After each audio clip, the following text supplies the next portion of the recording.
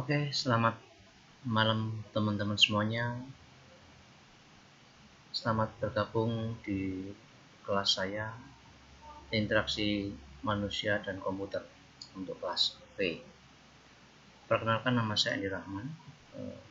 Saya merupakan dosen Interaksi Manusia dan Komputer untuk jurusan Teknik Informatika. Capaian pembelajaran di minggu pertama ini pada mata kuliah Interaksi Manusia dan Komputer adalah mahasiswa mampu memahami bagaimana pentingnya perancangan antarmuka yang baik dan untuk memudahkan user berinteraksi dengan komputer. Teman-teman semuanya, sistem penilaian di mata kuliah Interaksi Manusia dan Komputer terbagi menjadi 3. Yang pertama adalah tugas sebesar 60%, lalu ujian tengah semester atau UTS adalah 20%, dan ujian akhir semester sebesar 20%. Jadi kalau dilihat dari sini, saya berharap dengan mengerjakan tugas nanti teman-teman bisa tertolong untuk nilainya.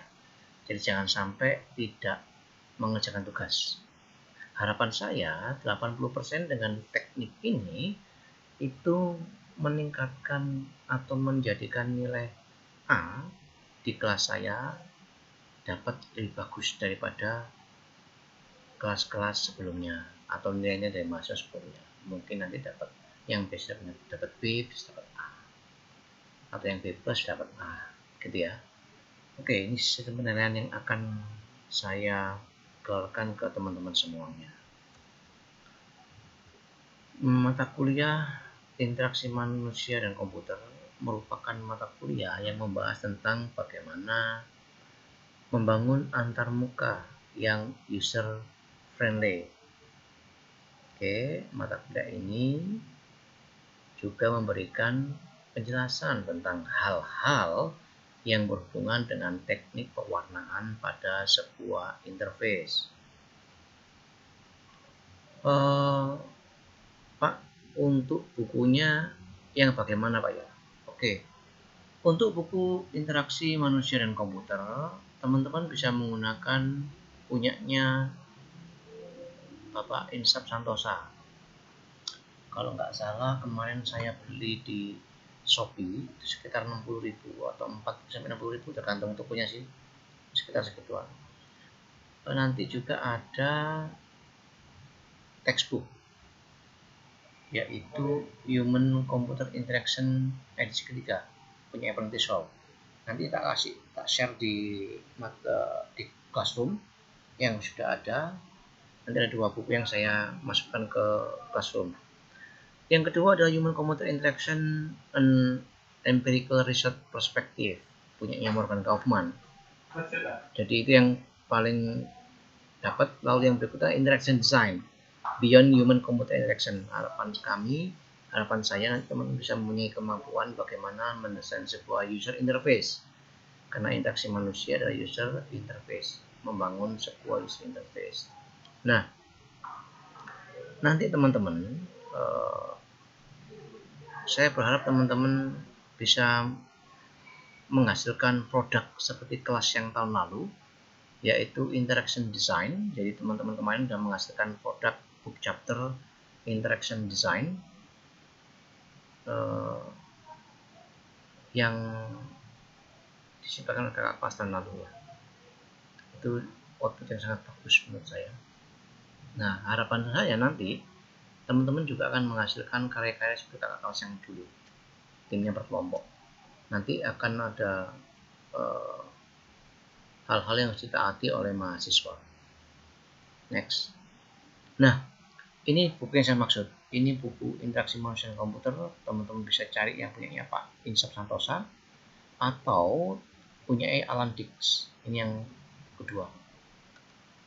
Terus ini yang Human Computer Interaction and Empirical Research Perspective punya Morgan Kaufman. Ini betul-betul ini sangat kita gunakan. Lalu ada Interaction Design. Oke, kita mulai di pertemuan pertama untuk interaksi manusia dan komputer. Nah, tadi dikatakan di awal-awal bahwasanya capaian pembelajaran untuk mata kuliah di minggu ini, di mata kuliah interaksi komputer di minggu ini adalah mahasiswa mampu memahami bagaimana pentingnya perancangan antarmuka yang baik untuk memudahkan user berinteraksi dengan komputer. Oke. Nah, dua hal yang sering muncul dan berhubungan antara antarmuka manusia dan komputer. Dua tersebut adalah user friendly atau ramah pengguna. Dan yang kedua adalah WYSIWYG. Dulu ada aplikasi namanya WYSIWYG. WYSIWYG itu singkatan dari what you see is what you get. Jadi apa yang tampil itu adalah yang teman-teman dapatkan saat aplikasi itu dijalankan. Nah, ilmu human computer interaction ini cakupannya sangat banyak dengan ilmu-ilmu yang lain, mulai dari ilmu psikologi, kedokteran, ergonomi, sampai ilmu ke bidang yang lainnya, yaitu desain produk. Kenapa? Kalau teman-teman pernah mendengar user interface, gandengannya mesti dengan user experience. Ada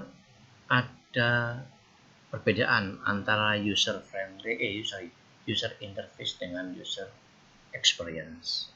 Teman-teman bisa mengakses di LinkedIn atau Udemy yang versi gratisan, coba dicek aja.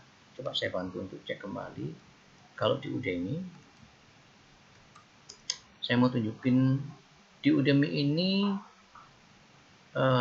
banyak course yang gratis. Misalnya saya mau user interface.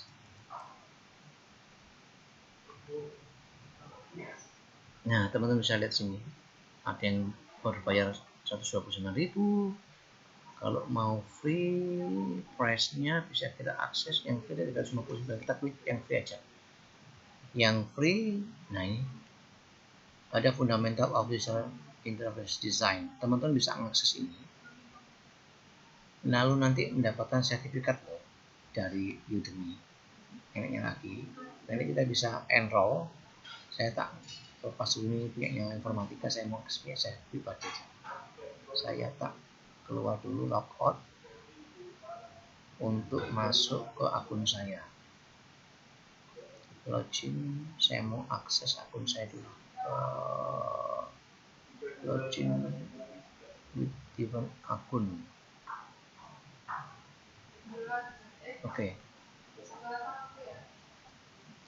Oke, login di akun yang lain. Saya pakai akun yang pribadi saya saja. Oke.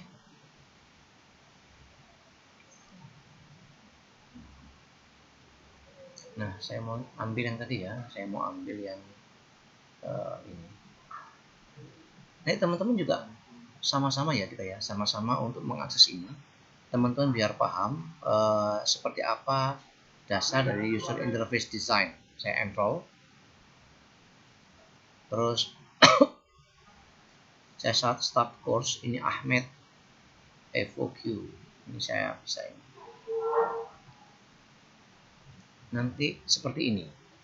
Nah, ini ada berapa ini?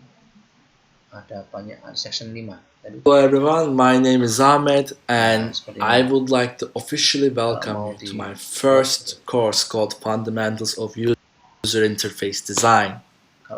Now, a bit about myself, I'm an ex-software engineer turned into UI UX designer. Ini contoh. Saya mau lagi, karena kenapa Pak kok ada user interface sama user experience? Saya akses user experience. Dua ini nanti teman-teman experience ambil course-nya untuk mendapatkan insight dari materi ini, tambahan ilmu nih. Seperti biasa saya kasih yang free dulu aja. Ini memang bahasa Inggris. Ini fundamental. Kira-kira saya punya belum? Oke, saya enroll no.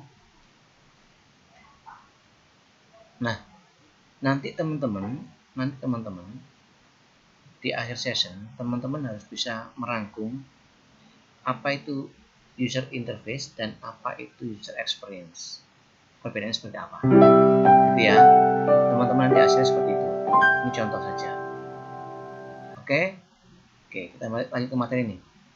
Nah, di user friendly itu nanti hubungannya sama bagaimana suatu produk itu ramah pengguna.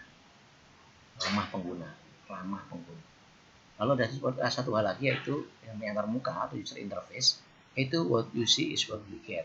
Jadi teman-teman harus belajar dari sini. Nah, menurut techtron.com, user friendly didefinisikan sebagai perangkat antar muka, baik hardware atau HW ataupun software disingkat dengan SW. Ya, teman-teman harus mulai sekarang sudah mulai terbiasa dengan istilah HW dan SW, hardware, software, user friendly, yang dapat dengan mudah digunakan.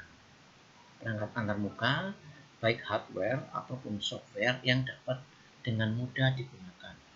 Apakah ada, Pak, aplikasi yang tidak mudah digunakan? Banyak. Nanti nilainya jelek. Nah, kalau ini dari sisi antar muka. Friendly bagi pemakai maksudnya adalah tidak susah untuk dipelajari atau mudah dipahami. Friendly itu gitu. Nah, user friendly merupakan istilah yang mengarah pada sesuatu dalam arti subjektif. Sesuatu kayak ini stabilo, kayak lagi ini adalah staples, ada lagi pensil. Nanti ada hubungan sama lupa kenapa? Iya, ini mata kuliah sangat global, cakupannya semacam sangat banyak. Oke, berdasarkan beberapa atribut yang ditemukan pada sebuah antarmuka seperti itu. Tapi pos ini di antarmuka ya, antarmuka itu user interface dari sebuah aplikasi. Ini teman akan tahu. Nah, sehubungan dengan user friendly, ada standar internasional yang digunakan untuk mengetahui sebuah produk itu user friendly atau tidak, yaitu ISO 9241. Teman-teman kalau di software engineering atau rekayasa perangkat lunak, ada international standard untuk mengevaluasi perangkat lunak yang ada. Kalau teman-teman ada aplikasi A, misalnya sistem informasi toko buku, dan ada sistem aplikasi B, misalnya aplikasi pendeteksi kerusakan motor. Nah, untuk melakukan evaluasi yang digunakan adalah ISO 9126. Jadi ISO 9126 itu adalah ISO yang digunakan untuk mengevaluasi sebuah perangkat lunak. Sedangkan kalau ISO 9241 adalah ISO atau International Standard untuk seberapa user friendly sebuah produk atau aplikasi. User friendly ya. Nah, teman-teman, yang perlu dipahami oleh teman-teman adalah prinsip dasar sistem komputer. Teman-teman pernah dengar sistem komputer? Sistem komputer itu bahasa kerennya untuk sebutan sebuah komputer. Biasanya orang-orang lain ngomongnya komputer, bukan sistem komputer. Tapi kalau di ilmu kita sebutnya sistem komputer. Sebuah prinsip dasar sistem komputer ada 3. Yang pertama adalah input, yang kedua adalah proses, yang ketiga adalah output. Jadi ada input, proses, output. Kayak di mata kuliah sosio kemarin saya informasikan bahwa sebuah informasi itu pada dasarnya adalah sebuah data, inputannya adalah sebuah data, diproses dengan teknik tertentu, lalu outputnya sesuai kebutuhan pengguna. Nah, itu namanya informasi. Kalau ini prinsip dasar sebuah sistem komputer seperti ini, input, process, output. Nah, contohnya ini nih, teman-teman kalau bingung-bingung, Pak, saya mau belajar A, Pak, saya mau belajar B, Pak, saya mau belajar C. Saat ini banyak aplikasi-aplikasi compiler, editor, interpreter yang bisa dimanfaatkan secara online. Hanya saja dia menjalankannya harus membutuhkan koneksi internet atau paket data. Atau juga yang ini, saya mau belajar Pascal ini. Ini zaman saya dulu, Pascal ini dewa ini. What is the difference from Pascal and C? Jadi perbedaan Pascal dan C itu apa ya? Pascal ini memang tujuannya untuk orang-orang akademisi. Jadi mau belajar pemrograman ini struktur banget Pascal ini. Nah, teman-teman, ini adalah contoh antarmuka dari sebuah aplikasi bahasa pemrograman namanya Pascal, tapi di sini free Pascal. Jadi penulisannya CLRS, mulai dari program, namanya apa, lalu penanti yang dipakai apa, C itu untuk monitor, ini variabelnya nama, alamat, kota, tipe datanya adalah string. Ini membersihkan layar, lalu ini inputan. Kalau ada write di belakangnya readline, berarti ini adalah menginputkan nama. Ini ada inputan berupa nama, tapi nanti ada penjelasan seperti ini, inputan berupa alamat, lalu kota. Jadi nanti kalau pada saat aplikasi dijalankan, di kontrol F9 itu akan muncul masukkan nama. Jadi namanya Andi jadi setelah ini, setelah P2 ini. Lalu alamat yang mana, terus di enter. Begitu enter akan muncul informasi nama Anda adalah namanya sampai yang diikuti tadi di sini. Ini contoh ya, ini contoh aja, ini contoh. Oke ya, ini antarmukanya sangat simpel ya, seperti ini. Oke, nah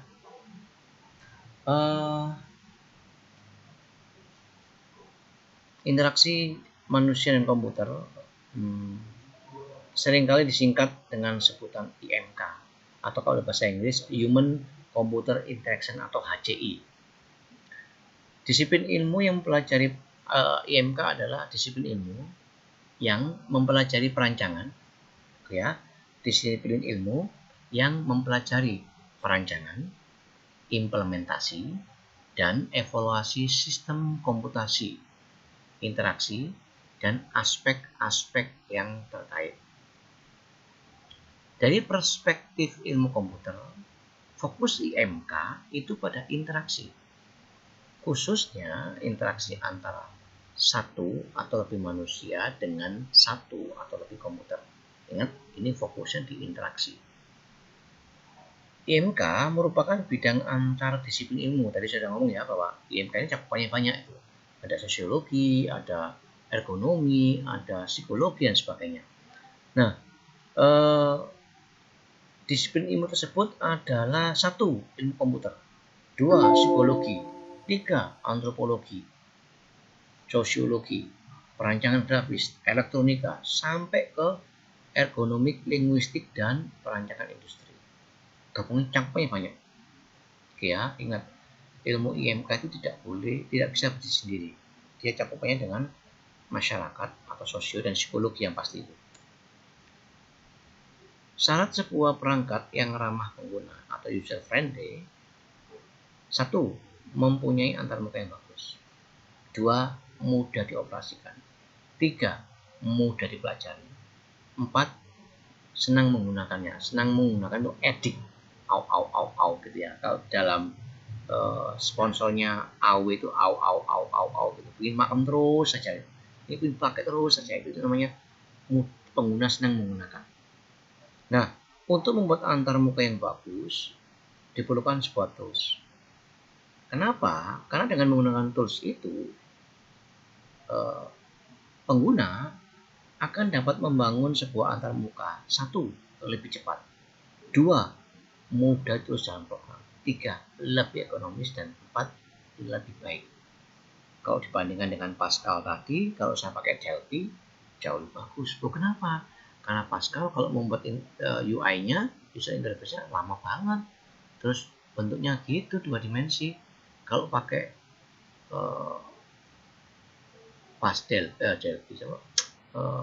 Delphi atau Embarcadero itu bisa muncul titik-titiknya gitu. Bentar ya. Oke, kita lanjut dulu. Tadi sudah masuk ke syarat penggunaan sebuah perangkat, lalu oke. Kenapa kok tools lebih baik? Karena kondisinya tool itu bisa membantu kita untuk melakukan tindakan ini. Yang berikutnya adalah sebuah program aplikasi terdiri dari 2 bagian besar. Kalau teman-teman ingat, sebuah aplikasi itu ada 2 bagian besar. Yang pertama adalah antarmuka, yang kedua adalah bagian aplikasi itu sendiri. Bagian antarmuka ini merupakan bagian yang menghubungkan antara manusia dengan komputer melalui dialog box atau dialog pada sebuah program aplikasi.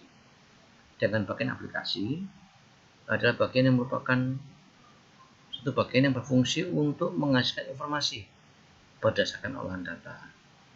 Dengan menggunakan algoritma tertentu di aplikasi ini, output yang didapetin informasinya. Oke. Beberapa hal yang perlu diperhatikan saat mengembangkan sebuah antarmuka aplikasi. Yang pertama, teman-teman harus mempunyai pengetahuan tentang mekanisme fungsi manusia sebagai pengguna komputer. Seringkali teman-teman ini lupa bahwa saat teman-teman mengembangkan sebuah aplikasi, teman-teman itu mempunyai sasaran produk apa, siapa sasaranmu, umurnya berapa, anak kecil kah, remaja kah, dewasa kah, dan kondisi psikisnya seperti apa. Itu yang harus dipahami oleh pengembang aplikasi saat mengembangkan sebuah antarmuka aplikasi. Selain pengetahuan tentang mekanisme fungsi manusia, yang kedua adalah informasi yang berhubungan dengan karakteristik dialognya, seperti ragam dialog, struktur, isi tekstual dan grafis, tanggapan waktu, dan kecepatan tampilan. Ini beberapa hal betul-betul harus dipahami. Banyak sekali teman-teman juga melupakan kadang-kadang saat mengembangkan aplikasi, ragam dialognya tidak sesuai dengan tujuan utama. Isinya juga berubah, terus lambat.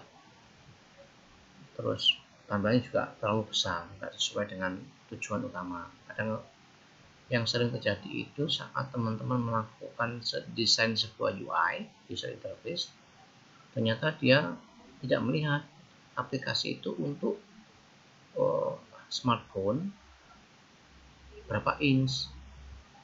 5 inci. Dia membuatnya 5 inci tapi DPI-nya 300 dpi dot per inch, sehingga yang seharusnya cuma 100 kilo dengan 300 dpi bisa menjadi 8 mega gitu. Itu otomatis mempengaruhi waktu tanggap dan kecepatan tampilan itu muncul. Oke, yang ketiga adalah penggunaan perupa-rupa. Yang perupa-rupa yang didasarkan pada spesifik dialog formal yang disusun secara bersama antara calon pengguna dan perancang sistem, serta piranti bantu yang dapat mempercepat proses pembuatan perupa-rupa tersebut.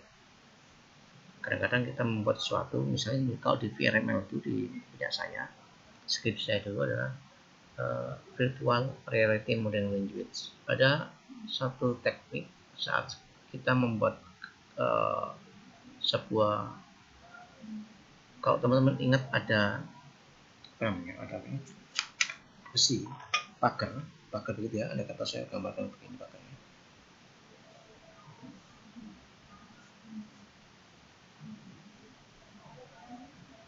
Teman-teman bisa lihat yang saya maksud pagar itu seperti apa. Coba kita buat seperti ini.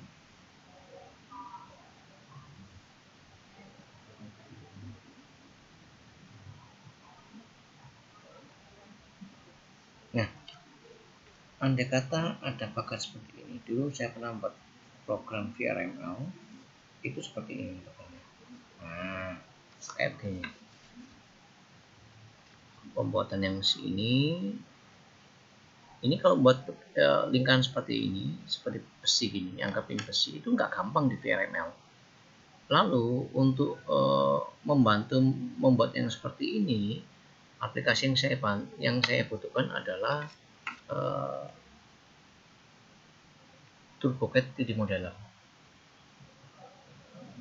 Nah, TurboCAD Modeler ini untuk membantu saya untuk membuat besi yang itu saya buat bundar, silinder itu saya pong, atau saya membuat bola sphere, saya pong tangannya, saya lobangi. Jadi gini, nanti sambung-sambung ini bahan rodanya pagar yang jalannya ini besi. Nah, ya gampang memang seperti ini, tapi harus tahu rupa-rupa apa yang dibutuhkan.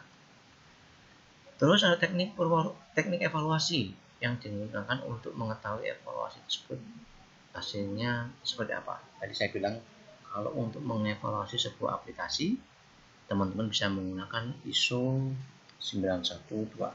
Ada ISO 9126. Ini international standard untuk mengevaluasi perangkat lunak. Sedangkan kalau teman-teman yang berhubungan dengan HCI, itu ada ISO 9241. Ini untuk yang di bawah ini untuk human computer interaction atau interaksi manusia user friendly ya. Jadi kita ada hubungan dengan user friendly sebuah aplikasi ya. Oke. Sementara sampai di sini dulu. Teman-teman jika ada pertanyaan nanti bisa ditanyakan di grup chat WA, dan jangan lupa teman-teman bahwasanya tadi saya udah ngomong, teman-teman coba nanti mencari ISO ini, mencoba mencari International Standard Organization ISO 926 dan ISO 9241. Teman-teman tujuan nanti coba untuk mengetahui faktor-faktor apa yang aja yang diukur sini, faktor apa aja yang diukur. Nanti ini kan bagaimana perancangan antar muka yang baik. Jadi tadi dikatakan bahwasanya untuk mendapatkan sebuah hasil yang user friendly itu teman-teman harus memperhatikan aspek-aspek yang tadi. Aspek-aspek apa saja tadi? Aspek-aspek yaitu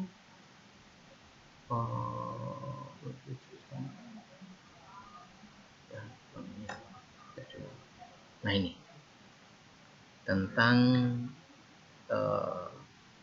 ilmu-ilmu ini, usernya siapa, lalu umurnya berapa, aplikasinya seperti apa. Karena memang ini ilmu-ilmu yang sangat susah bagi kita. Coba teman-teman nanti selain mencari ISO 9126 paper atau panduan ISO 9126, panduan ISO 9241, teman-teman coba mencari penelitian yang berfokus pada interaksi manusia dan komputer. Sebagai contoh, interaksi manusia jurnal. Coba cek yang terbaru.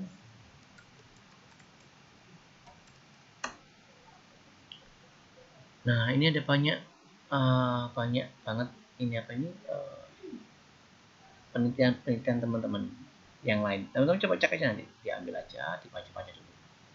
Ya, tadi yang pertama tugasnya adalah mencari dokumen tentang ISO 9126, ISO 9241. Lalu teman-teman mencoba dua hal ini di Udemy tentang user experience dan fundamental of user interface. Nanti ini dapat sertifikat, dilihat aja, diperhatikan, terus dirangkum nanti asli gitu ya. Oke ya, dua-duanya dirangkum. Apa yang menjadi ini seperti apa, perbedaan seperti apa, dipakai mana. Pahami dulu, dicatat hal-hal yang penting, baru dibuat tulisannya. Oke, terima kasih teman-teman semuanya. Teman-teman semoga semakin cinta dengan